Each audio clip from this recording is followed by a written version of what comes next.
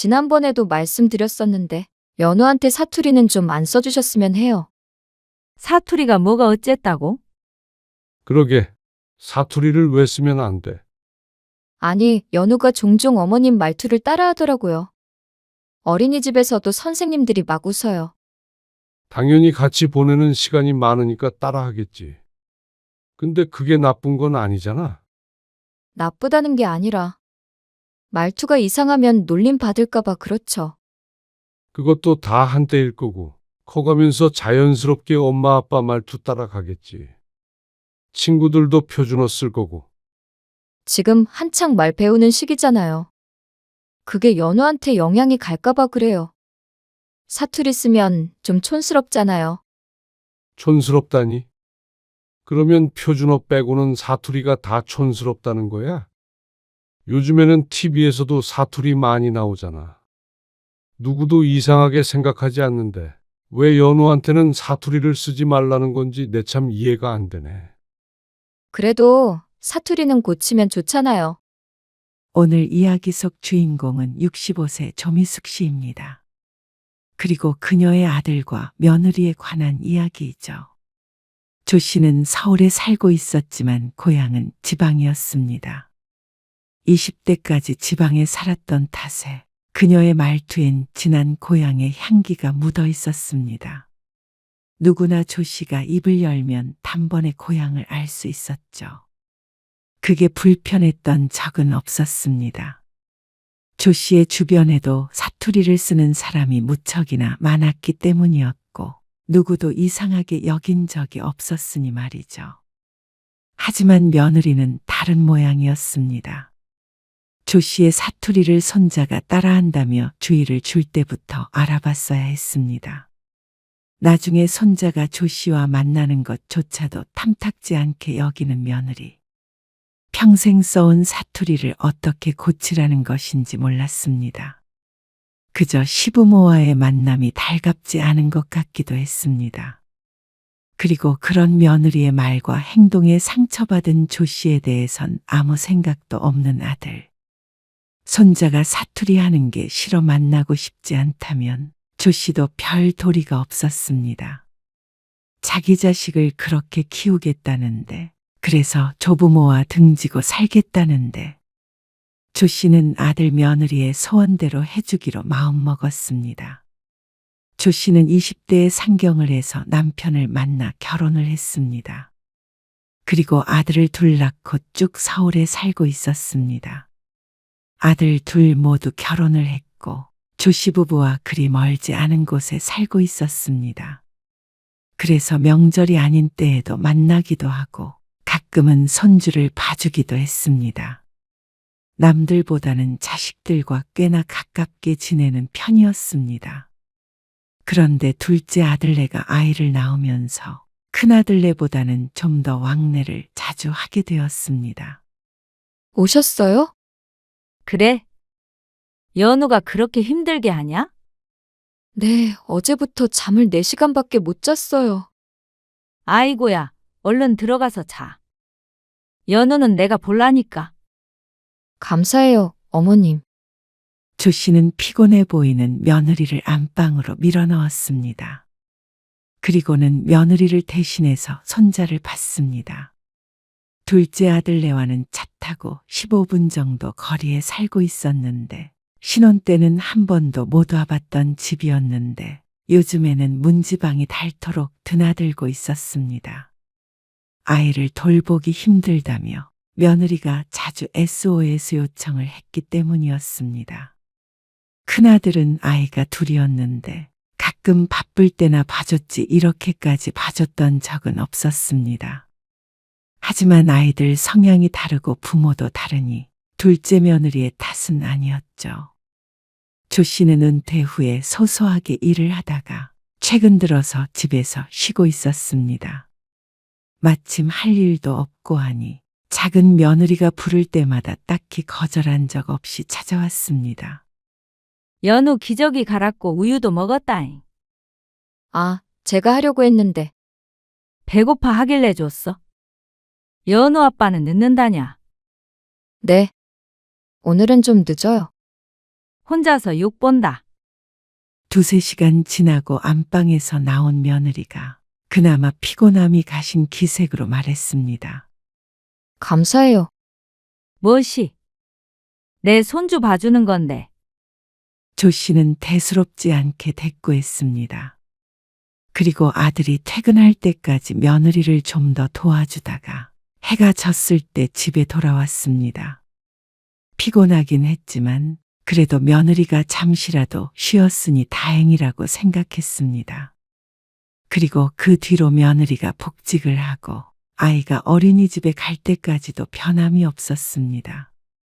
어머님, 오늘 어린이집에서 소풍을 갔다 왔는데 좀 일찍 연우를 데리러 가야 될 것 같아요. 오늘은 어린이집에 늦게까지 못 있는다니? 있을 수는 있는데 다들 부모가 데리러 간다고 그러더라고요. 연우만 늦게까지 어린이집에 두기가 좀 그래서요. 그래서 글로 데리러 가면 되냐? 네. 좀 부탁드릴게요. 조 씨는 며느리의 전화를 받고 손자를 데리러 어린이집으로 갔습니다. 할미, 아이고야, 내 강아지. 손자가 폴짝 뛰어 조 씨의 품에 안겼습니다. 어릴 적부터 워낙 자주 보니 조 씨를 무척 잘 따랐습니다. 그리고 조 씨 또한 그런 손자가 참 예뻤죠. 손자를 데리고 아들 집으로 가서 밥도 먹이고 씻기고 있으니 아들 며느리가 퇴근해서 집에 돌아왔습니다. 엄마, 배고파 불어. 뭐? 연우 배고픈데. 연우 밥 먹었잖아. 무엇이 배고파? 아니, 방금 배고파 불어라고 했어? 배고프다는 손자의 말에 조 씨가 의아해하고 있는 가운데 며느리는 다른 게 궁금한 모양이었습니다. 갑자기 손자를 다그치며 말했습니다. 연우, 너 왜 그렇게 말해? 배고파 불어? 배고파 불어 하면 안 돼. 안 되지. 손자는 고개를 갸웃거렸고 그 옆에서 조 씨도 똑같이 어리둥절했습니다. 뭐가 문제인지 조 씨도 몰랐죠. 배고파요. 라고 해야지. 뭐가 다른지 모르겠지만 며느리의 말에 손자는 고개를 끄덕였습니다. 말문이 트인 손자는 제잘제잘 떠들어대기 시작했습니다. 요즘 애가 따라하는 게 많아서요. 어머님 말투도 다 따라하더라고요. 그러면서 며느리가 미소를 지었는데 불편한 기색이 조금 느껴졌습니다. 착각인지 모르겠지만 말이죠. 이제 집에 갈란다. 할미 가지 마. 내 새끼. 우째 이리 예쁘냐? 할미 또 올게. 그런데 그때 불편한 기색이 조 씨의 착각이 아니었던 모양이었습니다. 얼마 뒤 며느리의 연락으로 또 손자를 봐주게 되었는데 비슷한 일이 반복되었습니다. 연우야 5살 됐으니까 엄마 말 잘 들어야지. 투정을 부리는 손자에게 조 씨가 웃으며 말했습니다. 그러자 옆에 있던 며느리가 그런 조 씨에게 조용히 말했습니다. 어머님, 요즘 연우 표준어로만 가르치려고 하거든요. 또 바로 따라해서요. 웃음기 섞인 말투였지만 조 씨는 멋쩍었습니다. 그래서 조 씨에게 사투리를 조심해 달라는 내용이었으니 당연했습니다. 그렇게 하고 싶어서 하는 게 아니라 원래 말투가 그렇기 때문에 조심하고 싶어도 그럴 수가 없었습니다. 연우야, 됐으니까가 아니라 됐으니까 라고 말해봐. 됐으니까. 잘하네. 됐을게라고 하면 안 돼. 이상한 거야. 알았지? 응. 며느리는 웃었고 조 씨는 웃지 못했습니다. 민망함의 표정 관리가 잘 되지 않았습니다. 졸지에 이상한 말을 하는 사람이 되어버렸으니 말이죠. 며느리는 씻으러 간다며 들어갔고 조 씨도 집에 가기 위해 채비를 했습니다. 그 사이에 손자가 이것저것 물어보며 말을 걸었지만 평소 같았으면 다정하게 대답해줬을 조 씨가 선뜻 입을 떼지 못했습니다. 말을 하려고 입을 벌렸다가 아차 싶어서 머릿속으로 표준어가 뭐였지? 하고 한 번 더 생각했습니다. 하지만 평생을 못 고친 사투리를 단번에 고칠 수 있을 리가 없었습니다. 그리고 어느 날 손자가 말했습니다. 할머니는 왜 그렇게 말해? 이상해. 그 말에 조 씨는 가슴이 철렁했습니다. 할머니가 이상해? 이렇게 말하는 사람도 있어. 엄마처럼 서울 말씨 쓰는 사람도 있는 거고. 하지만 손자는 고개를 저었습니다. 아직 어려서 지역 말투에 대해서 설명해봤자 못 알아들을 게 뻔했습니다. 조 씨의 얼굴이 조금 일그러졌습니다. 마침 같이 있던 아들은 그런 조 씨의 표정을 보고 위로하듯이 말했습니다. 엄마가 이해하세요. 주변에 사투리 쓰는 사람이 없어서 그래요. 내가 무슨 그렇게 사투리를 많이 쓴다고 그냐? 사투리가 심하긴 하죠. 그래도 서울 살며 말투가 많이 순해졌다 싶었는데 남들이 보기엔 아닌 모양이었습니다. 그리고 한창 말 배우는 시기니까 표준어로 배워야죠. 애가 사투리 쓰면 좀 그렇긴 하잖아요. 며느리가 유별나다고 생각했지만 아들도 며느리와 같은 생각인 듯 했습니다. 그렇다고 너무 심각하게 생각하지 마세요. 너무 심한 단어만 사용 안 하면 되죠. 뒤늦게 가벼운 투로 말하는 아들 앞에서 조 씨는 여전히 심란한 표정을 지었습니다. 아이가 커가니까 별걸 다 걱정하게 되는구나 싶었죠. 그러다 손자의 생일날이었습니다. 조촐하게 같이 식사를 하자고 아들이 조 씨 부부를 불렀습니다. 아들네 집 근처에서 외식을 하기로 하고 만났습니다. 우리 연우 생일 축하해. 남편이 준비한 선물을 꺼내서 손자에게 주었습니다. 그리고 조 씨는 봉투를 며느리에게 건넸죠. 이건 연우 옷 사줘라. 지난번에 본께 옷이 좀 적더라. 이제 많이 컸나 보다. 그라지. 금방 6살인께. 어머님. 조 씨가 한창 말을 하는 와중에 며느리가 조 씨의 말어리를 잘랐습니다. 지난번에도 말씀드렸었는데 연우한테 사투리는 좀 안 써주셨으면 해요. 이번엔 웃음기 하나 없이 조용히 말하는 며느리. 순간 분위기가 싸해졌습니다. 정적이 흐르는 가운데 남편이 먼저 입을 열었습니다. 사투리가 뭐가 어쨌다고 그러는 거야? 그동안 무슨 일이 있었는지 모르는 남편은 며느리의 말이 뜬금없게 느껴진 모양이었습니다. 사투리를 왜 쓰면 안 돼? 아니, 연우가 종종 어머님 말투를 따라하더라고요. 어린이집에서도 선생님들이 막 웃어요. 당연히 같이 보내는 시간이 많으니까 따라하겠지. 근데 그게 나쁜 건 아니잖아.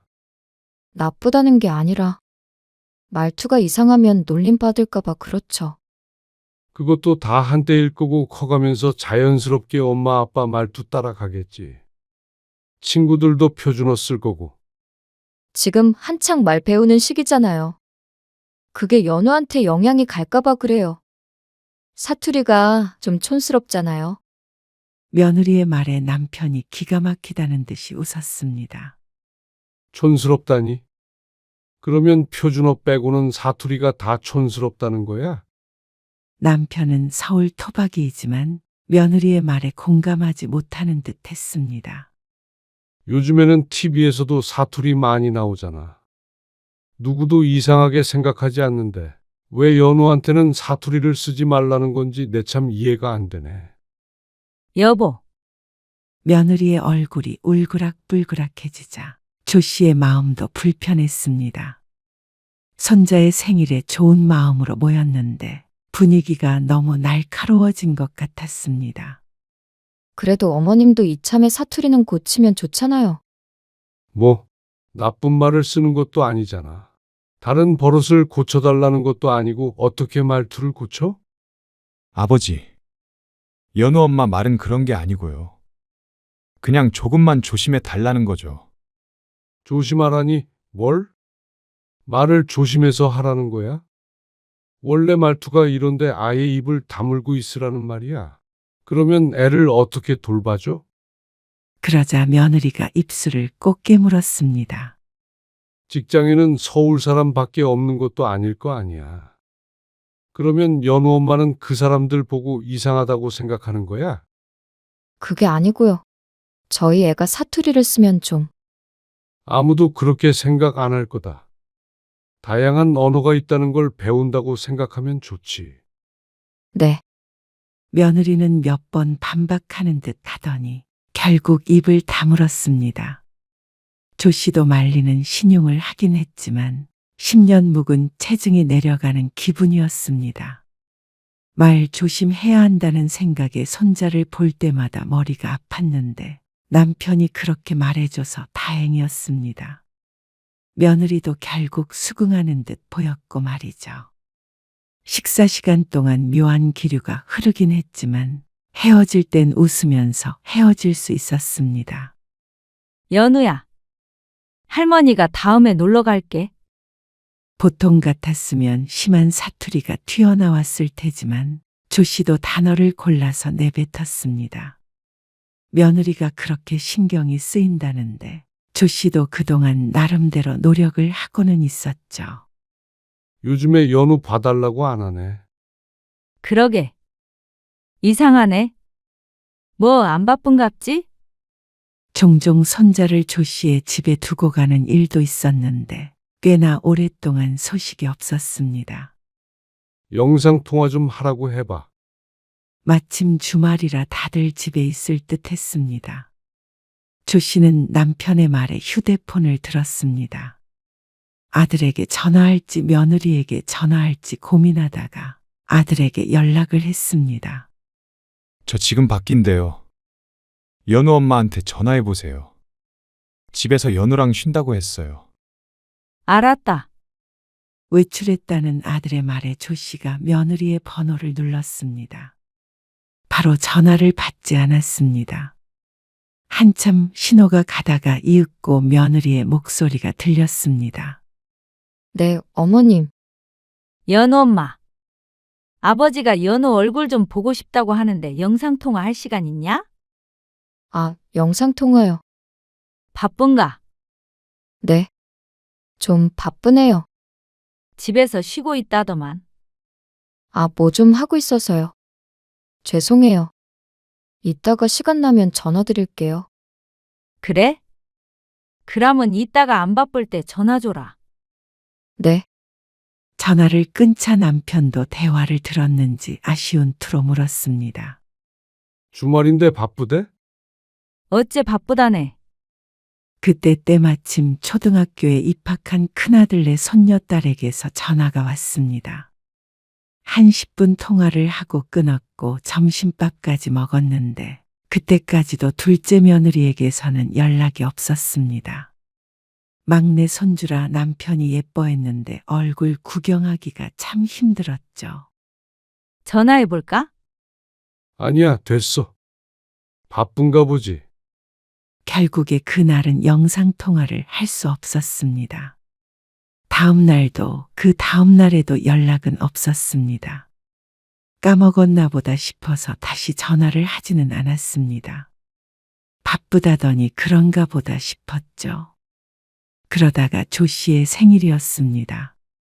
보통은 생일 때 만나서 식사를 하는데 이번에는 아들이 자신의 집으로 오는 게 어떠냐고 했습니다. 일단은 전화를 끊고 며느리에게 물어보자 싶었습니다. 그런데 아들과는 얘기가 된 게 아니었는지 며느리가 펄쩍 뛰었습니다. 저희 집에 오신다고요? 연우 아빠가 그러던데. 아, 집에서 뭘 제가 해드리기도 좀 그렇고요. 그리고 그때도 제가 회사 일로 바빠요. 아, 주말에 보자고 그러던데. 주말에도 요즘 정신이 없네요. 며느리는 조 씨 부부의 방문을 꺼리는 기색이었습니다. 그리고 생일에 만나는 것 자체를 부담스러워하는 듯 했죠. 아, 바쁘면 어쩔 수 없지. 연우 아빠가 그러길래 혹시나 해서 물어본 거야. 네, 며느리는 죄송하다고 대답하더니 왜 상의도 없이 결정을 하느냐며 조 씨의 아들을 탓하는 말을 했습니다. 잘 들리지 않게 중얼거리며 말이죠. 전화를 끊고도 찜찜했습니다. 생일에 만나지 않는 것이야 상관이 없는데 그 반응이 이전과는 사뭇 달랐습니다.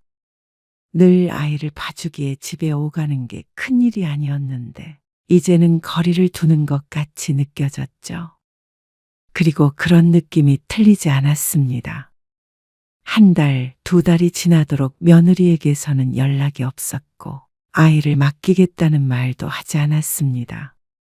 그러자 어느 정도 며느리의 의도를 눈치채게 되었습니다. 사투리 문제로 의견이 부딪히던 날 이후로 그랬으니 말이죠. 그러던 어느 날이었습니다. 오랜만에 며느리에게서 연락이 왔습니다. 어머님, 저 연우 좀 부탁해도 될까요? 연우. 무슨 일로? 급히 모임에 가야 해서요. 연우 아빠랑 같이 가는 거라서 연우를 어떻게 할 수가 없네요. 그런데 어쩌지? 아버지가 허리가 불편해서 집을 비우기가 힘든데. 아, 아버님이요? 남편이 얼마 전에 욕실에서 넘어져서 허리를 다쳤는데 많이 나아지기는 했어도 부축이 필요해서 조 씨도 요즘에 외출을 잘하지 못했습니다. 며느리와 따로 연락할 일이 없어서 말한 적은 없었지만 말이죠. 며느리가 잠시 고민하더니 말을 이었습니다. 그러면 제가 나가는 길에 연우를 어머님 댁에 놓고 갈게요. 그건 괜찮죠? 솔직히 조 씨는 며느리의 부탁이 불편했습니다. 기분 상했다는 티를 그렇게 내더니 결국 애를 맡기겠다고 하는 며느리가 조금 괘씸하기도 했습니다.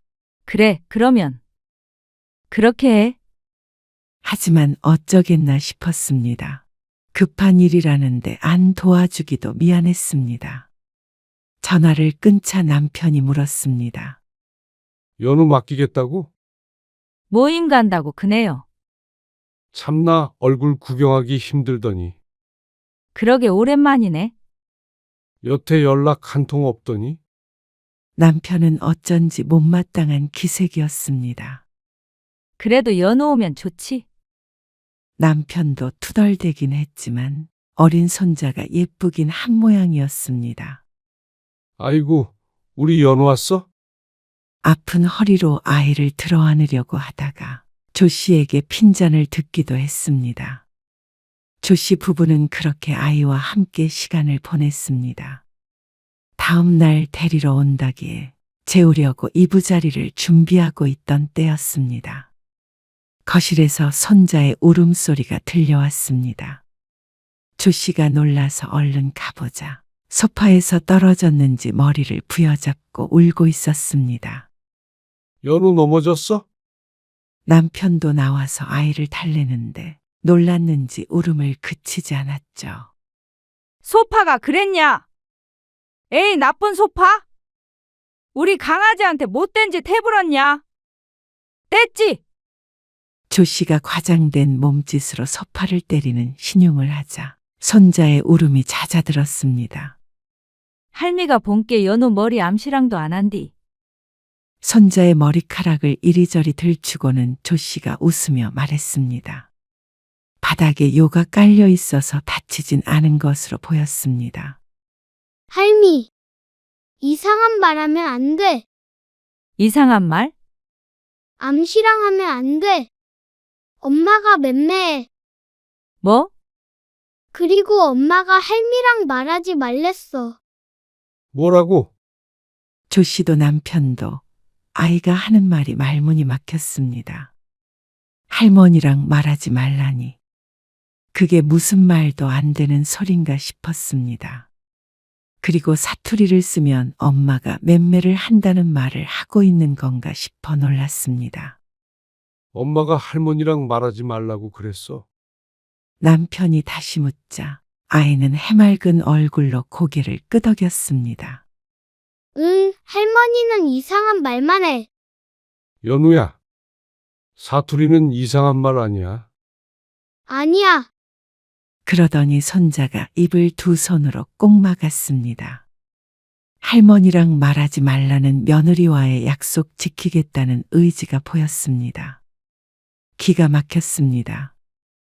며느리가 신경 쓰는 것 같길래 조 씨도 노력해 보려고 했지만 아이를 이런 식으로 교육시키고 있을지 몰랐습니다.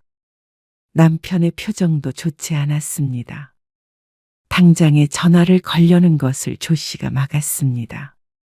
모임 중이라는데 전화해서 따지기에는 아들 며느리의 입장이 곤란할 테니 말이죠.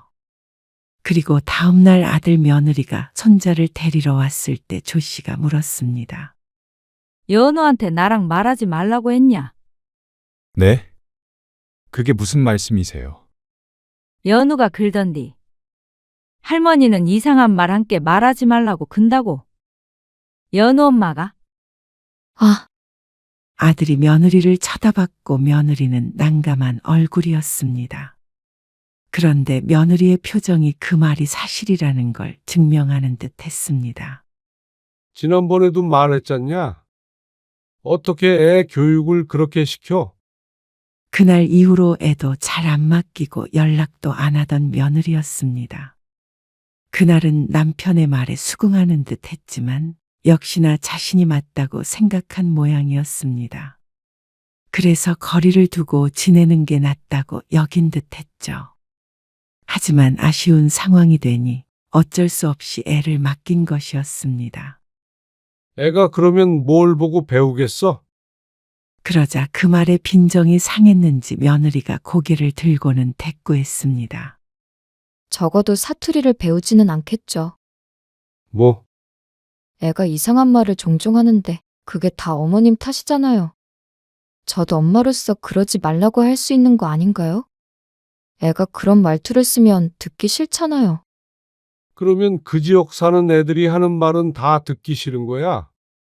솔직히 듣기 좋지는 않죠. 결국에는 커서 다 고쳐야 되잖아요. 사투리를 왜 고쳐야 하는데? 그러자 며느리는 잠시 대답이 없더니 고개를 절레절레 저었습니다. 마치 대화가 안 통한다는 듯한 몸짓이었습니다. 연우 교육은 제가 잘 할게요. 어머님, 아버님, 그러니까 간섭하지 말라는 듯 했습니다. 그게 그렇게 걱정되면 맡기지도 말아야지. 조 씨도 참지 못하고 며느리에게 쏘아붙였습니다.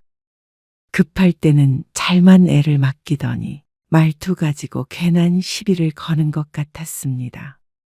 애 봐주면서 말을 아예 안 할 수도 없는 노릇이고. 책도 읽어주고 근데 어떻게 사투리를 안 쓸 수가 있대? 표준어를 쓰시면 되잖아요.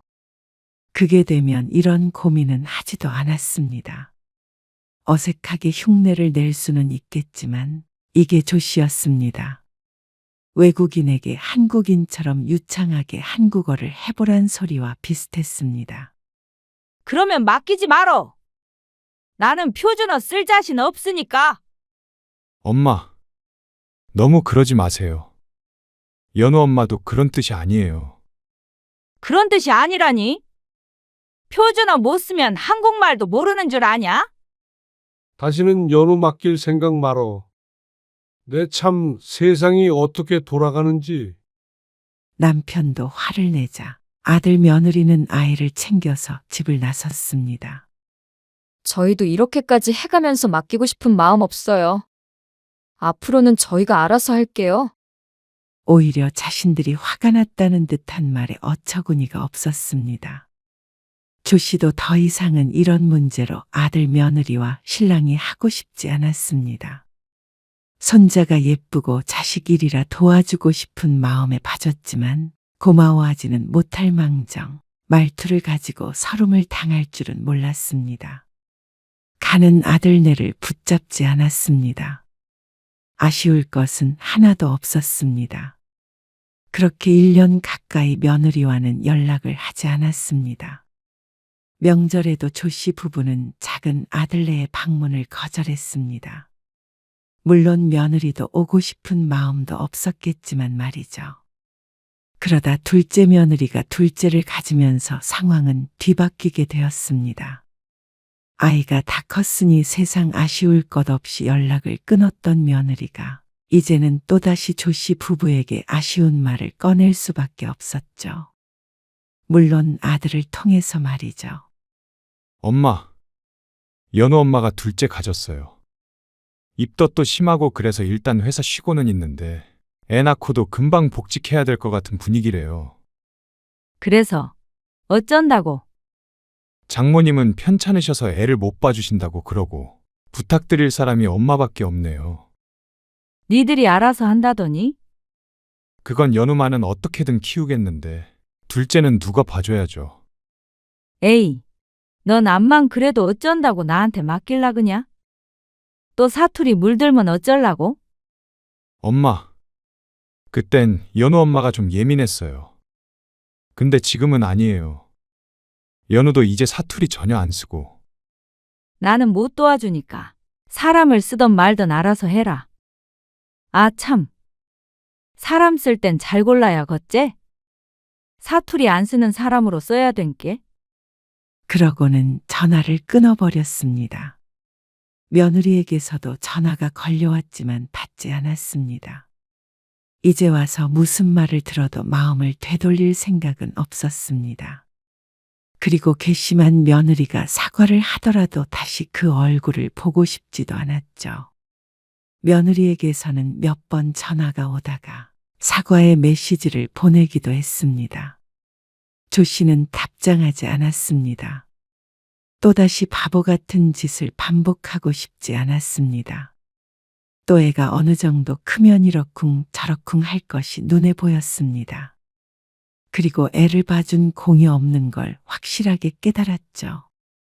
아들과 며느리는 며칠 끈질기게 연락하더니 전화가 뚝 끊겼습니다. 차라리 잘 됐다 싶었습니다. 확실히 조 씨의 의사를 알았으니 이제는 거리를 두고 살아갈 테죠.